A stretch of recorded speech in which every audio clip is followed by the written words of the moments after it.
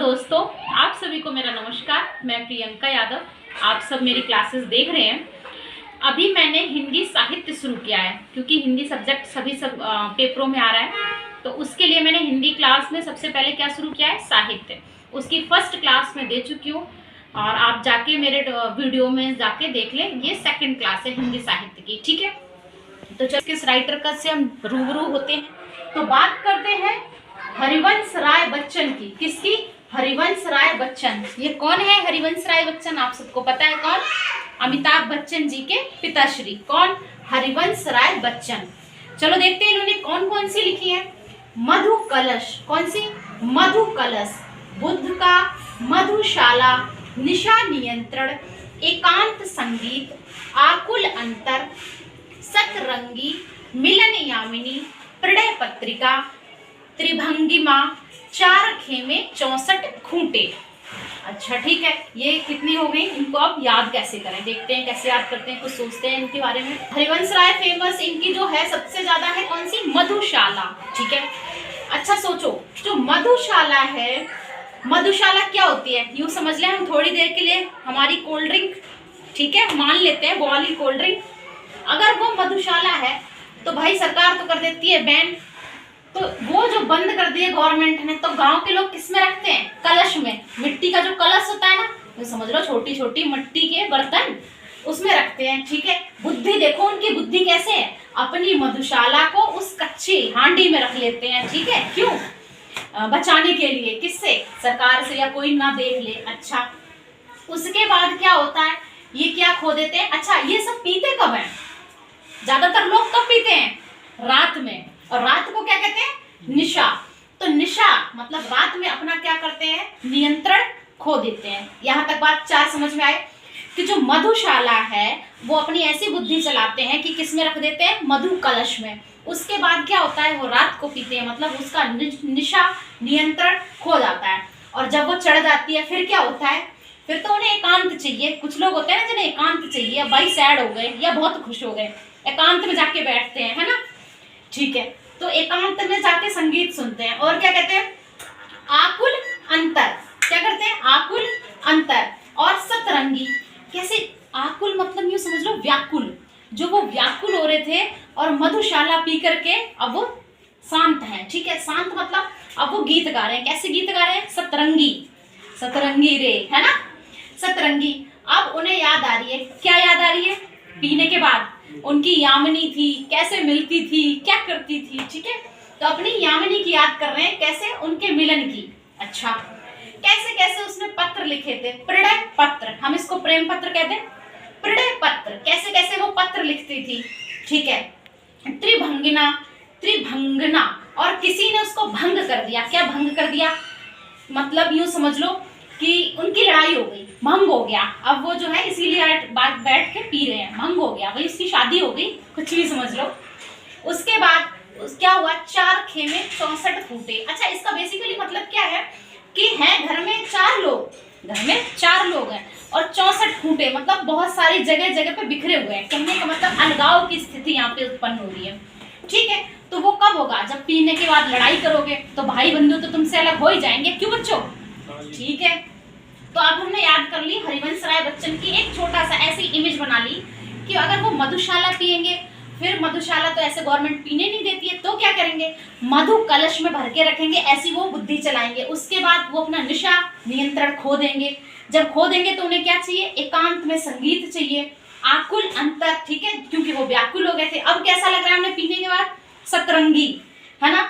मैं पहले बोल रही हूँ, मैं किसी शराब मांस मंदिरा का मतलब बिल्कुल भी सपोर्ट नहीं करती हूँ। मैं बस पढ़ाने के लिए ये बोल रही हूँ, ठीक है, ताकि तुम्हें किसी भी तरह याद हो जाए, ठीक है। सतरंगी। और फिर क्या याद आता है उन्हें? मिलन, उनकी यामिनी कैसे मिली थी। और वो प्रेम पत्र पढ़ते हैं, मतलब प्रणय पत्र।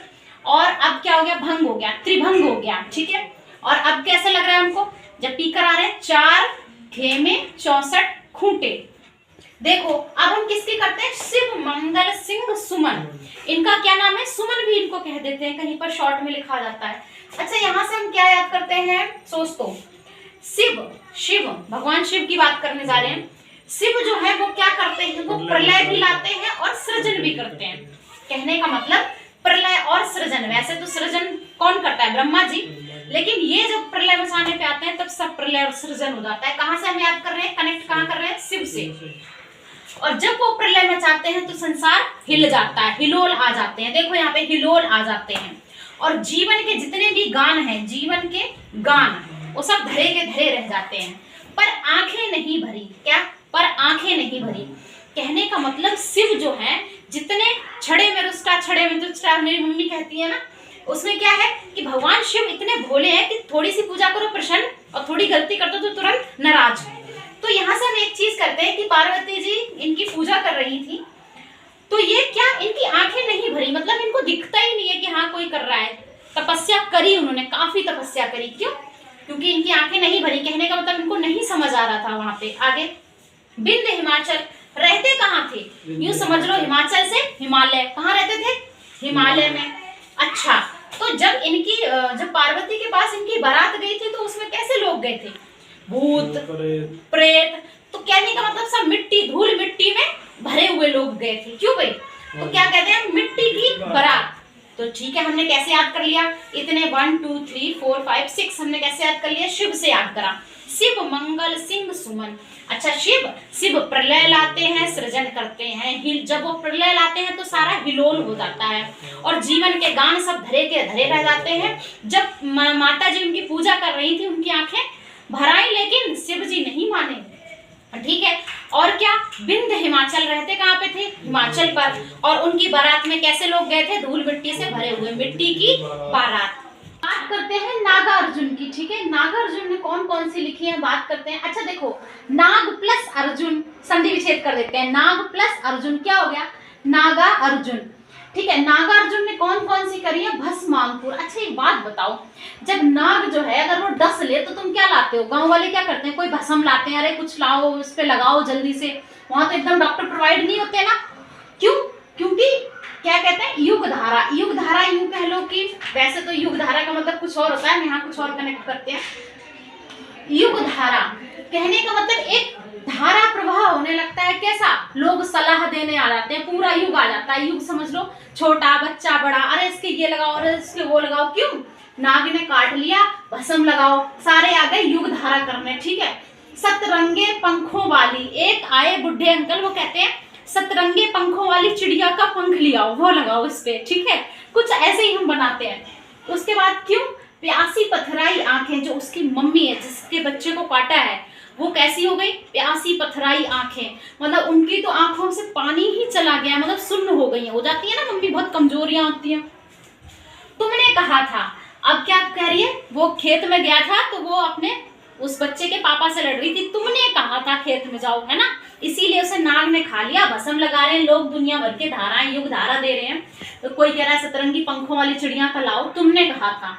ठीक है, तो अब वो पूछती है, एक छोटे बच्चे का नाम ऐसे रख देते हैं ना, कुछ भी नाम उल्टा सीधा, उसका नाम रख दिया खिचड़ी। क्या रख दिया, खिचड़ी। खिचड़ी विप्लव, तुमने देखा क्या, कौन सा नाग काटा है, व्हाइट था, ब्लैक था, कोबरा था, कौन सा था। ठीक है, खिचड़ी, बच्चे से कहती है खिचड़ी तुमने देखा, हजार हजार बाहों वाली। अब क्या है, उसकी मम्मी, मौसी, चाची, आंटी सब आ गई। क्या, उसको बच्चा गिर गया ना, तो उसको उठाने के लिए हजार बाहें खड़ी हो गई। क्यों? क्योंकि बच्चे को नाग ने डस लिया है। ठीक है, हमने यहाँ से थोड़ा सा ऐसे ही कुछ कनेक्ट किया। नाम क्या लिया हमने, नागा अर्जुन, नाग प्लस अर्जुन। जो नाग था, उस नाग ने उस बच्चे को खाया, तो वहां पे हमने भस्म लगाई, लोग आ गए, युग धारा प्रवाह, सबके एडवाइस आने लगी। इंडिया में फ्री एडवाइस देते रहो। कोई कहता है सतरंगी पंखों वाली चिड़िया का पंख लाके लगाओ। उसके बाद प्यासी पथराई आंखें, उसकी मम्मी की आंखें पथरा गई थी। अब वो लड़ती है अपने पति से, क्या कहती है, तुमने कहा था, है ना, तुम्हारी गलती है, तुमने कहा था। उसके बाद खिचड़ी, बच्चे से कहती है, अरे ओ खिचड़ी तुमने देखा कौन सा सांप ने काटा। और वहां पे इस समय हो क्या रहा है, नजारा कैसा है, हजार बाहें हैं, मतलब कोई रो रहा है, कोई उसको पकड़ रहा है, कोई इधर उठा रहा है।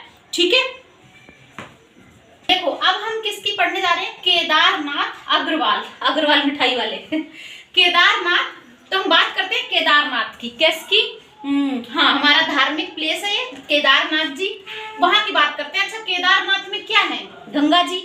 तो कौन सी गंगा, युग की गंगा। कैसे याद करोगे, केदारनाथ में कैसी है, युग की गंगा है। बादल, जहां बादल होंगे वहीं बारिश होगी, वहीं पे तो गंगा में पानी फ्लो होगा। क्यों भाई, तो नींद के बादल, जब तुम वहां जाते हो तुम्हारे नींद के बादल जो हमारे पवित्र स्थान बनाए गए हैं, वो क्यों बनाए गए हैं? ताकि आप में कोई भी कमी है, वहां पे मैग्नेटिक रेज ऐसी होती हैं, हमारे ऋषि मुनियों ने बना रखी हैं, आप वहां जाते हैं तो आपके नींद के बादल हो या आपको कोई बीमारी हो, परेशानी हो, सब दूर हो जाती है। क्यों भी? तो नींद के बादल हट जाएंगे और लोक हो आलोक हो कुछ भी हो सब सही हो जाएगा। क्या लोक आलोक, कहीं से भी लोग दूर दूर से वहां पर आते हैं। कहां पर आते हैं? केदारनाथ में। इसको याद रखना ताकि ये कनेक्ट करते रहे। फूल नहीं रंग बोलते हैं, फूल नहीं रंग बोलते हैं। वहां केदारनाथ में इतना सुंदरता है, इमेजिन करो कि वहां पे ऐसा लगता है कि फूल नहीं रंग बोल रहे हैं। फूल इतने प्यारे हैं, उनके कलर्स, जैसे रेड कलर का फूल हो गया, पिंक हो गया, तो उनके कलर बोलने जा रहे हैं। यूं मानवीकरण कर दो, कैसे? जैसे छम छम, है ना, कुछ इस तरह से। फूल नहीं रंग बोल रहे हैं, उनके रंग इतने प्रभावित कर रहे हैं। उसके बाद क्या लिखा है? आग का आईना। आग का आईना हम क्यों कह रहे हैं? देखो ध्यान से, आग का आईना यहाँ से कहाँ से कनेक्ट करते हैं? देखो उन फूलों से ही कनेक्ट कर लेते हैं। फूल के रंग बोलते हैं कैसे? और जो फूल है जो रेड कलर का है वो इतना प्योर पायस, मतलब ट्रांसपेरेंट हो रहा है कि उसमें हम एक दूसरे की शक्ल देख सकते हैं। किसका? वही जो फूल नहीं रंग बोलते हैं। इतने प्यारे फूल हैं, इन दोनों को कनेक्ट कर लो। उसके बाद पंख और पतवार। केदारनाथ इतना सुंदर है, चाहे फूल हो, चाहे फूल में हम आईना देख लें, चाहे वहां कोई चिड़ियों के पंख हो या पतवार हो। पतवार क्या? घास फूस, कुछ भी, सब इतना शांति खूबसूरत है। हे मेरी तुम, हे मेरी तुम। ये केदारनाथ जो जा रहे हैं लोग, जहाँ पे वर्णन हो रहा है, ये एक कपल जा रहा है, यूं समझ लो। वो क्या कहता है? हे मेरी तुम, हे मेरी तुम चलो केदारनाथ। कहाँ पर? जहाँ युग की गंगा है, जहाँ नदी के बादल हैं, जहाँ लोक और आलोक है, फूल नहीं रंग बोलते हैं, और आग का आईना है, पंख और पतवार है। क्लियर? उसके बाद नेक्स्ट क्या है? एक दो लाइनें और त्रिलोचन शास्त्री जी की। कौन सी हैं? धरती और दिंगत। ये इन दोनों को एक समझ लो, धरती दिंगत। धरती दिंगत किसकी? त्रिलोचन। त्रिलोचन ऐसे किसको कहते हैं? शिव। वहां से कनेक्ट मत करना। त्रिलोचन शास्त्री जी की कौन सी है? धरती दिंगत। यूं समझ लो, धरती जो है, दिंगत, इन दोनों को एक साथ कनेक्ट कर लो। धरती दिंगत किसकी है? त्रिलोचन शास्त्री की। ठीक है, त्रिलोचन से यूं समझ लो जो तीसरा नेत्र है, अगर तीसरा नेत्र खुलता है तो क्या होती है? धरती दिंगत, पारंगत हो जाती है, अगर भगवान जी का, शिव का नेत्र खुल गया। ठीक है, इतना। अब नेक्स्ट अगला देखो, तो हम बात करते हैं किनकी? महादेवी वर्मा। महादेवी वर्मा का बहुत नाम सुना है सबने। महादेवी का नाम सुनते ही मुझे तो एक चीज याद आती है, कौन सी? नीरजा। चलो पहले इनकी बहुत सारी है, थोड़ी सी अभी कर लेते हैं, बाकी मैं क्वेश्चन के फॉर्म में भी करवाऊंगी, एमसीक्यू के। जो यहाँ बच जाएंगे वो एमसीक्यू में कवर हो जाएंगे। चलो ठीक है। यामा किसकी है? महादेवी वर्मा की। वो तो मैंने लिखी नहीं, लिख देती हूँ। क्या? यामा महादेवी वर्मा की। ठीक है, चलो आओ। श्रृंखला की कड़ियां कैसे? महादेवी देखो कैसे कैसे कौन सी कड़ी मिला रही हैं। चलो देखते हैं। अपनी कहानियों की क्या करते हैं, पहले सुन लेते हैं कौन सी है। श्रृंखला की कड़ियां, अपनी कहानी, दीप शिखा, नीरजा, साहित्य की आस्था, छड़दा, स्मृति की रेखाएं, अतीत के चलचित्र, बहुत फेमस है अतीत के चलचित्र, पथ के साथी, मेरा परिवार। चलो देखो ध्यान से सुनो, कुछ अलग नहीं, कोई ट्रिक नहीं, बस सुनो ध्यान से। महादेवी वर्मा एक लेडी है, ठीक है, और हर लेडी जो होती है, कहते हैं लेडी को शिक्षित करो, लड़की को पढ़ाओ। क्यों? क्योंकि वो एक जाके एक परिवार को बनाएगी। किसको? मेरा परिवार, अपने परिवार को बनाएंगी। वो किसी की पथ की साथी बनेंगी। पथ की साथी मतलब अपने हस्बैंड की साथी बनेंगी, सुख दुख। एक अगर शिक्षित होगी तो सही रास्ता दिखाएंगी। कौन? महादेवी वर्मा। मेरा परिवार, पथ के साथी। ठीक है, जब वो वहां चली जाती हैं तो क्या होते हैं, उनके जो भी अतीत के चलचित्र रहते हैं, कोई नया कपल शादी करता है, कुछ तो अतीत होता है, कनेक्ट कर लेते हैं ऐसे ही। वो क्या होते हैं, अतीत के चलचित्र सब हटा दो, अब नया शुरुआत करते हैं। वो जहां जाती हैं तो क्या करती हैं, नई शुरुआत करती हैं। और क्या करती हैं, जो अच्छी अच्छी स्मृति की रेखाएं, जो सुंदर सुंदर उनके कुछ अच्छे पल रहते हैं, वो बचपन में कहाँ खेलती थी, कहाँ पढ़ती थी, कैसे करती थी, तो क्या है, स्मृति की रेखाएं, वो बस याद रखना है। कौन सी? क्योंकि ये जीवन क्षण भर का है। कैसा है? क्षणदा है। महादेवी वर्मा क्या करती हैं, अपने परिवार में जाती हैं, अपने पथ का साथी बनाती हैं, और जो भी अलग चित्र होते हैं, चलचित्र, उनको अतीत वाले हटा देती हैं। हर किसी को अतीत का हटा देना चाहिए क्योंकि वो दुख देता है। उसके बाद अच्छी स्मृति को साथ रखते हैं क्योंकि जीवन क्षण भर का है। तो फिर ये तो हो गई ये गृहिणी की। अब वो क्या करती हैं, कहानियां लिखती हैं। ठीक है, क्या कहानियां लिखती हैं? उन्होंने एक कहानी लिखी नीरजा, नीरजा, ठीक है, एक कहानी लिखी नीरजा।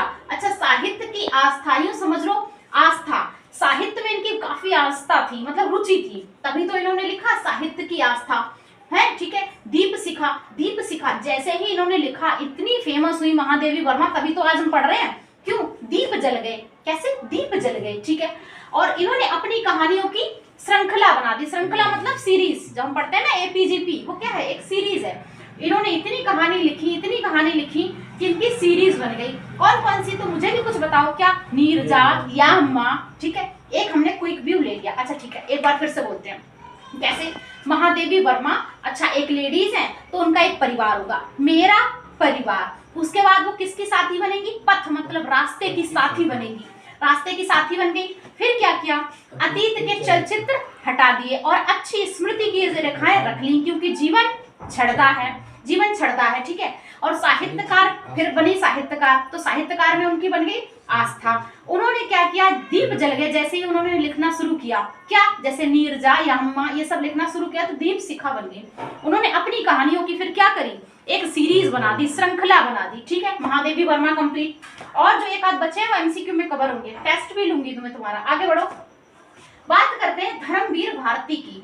धर्म, ओहो, जो धर्म है वही हमारा वीर है। और धर्म क्या? धर्म मतलब हिंदू मुस्लिम सिख ईसाई नहीं है, अच्छे कर्मों का धर्म, ठीक है।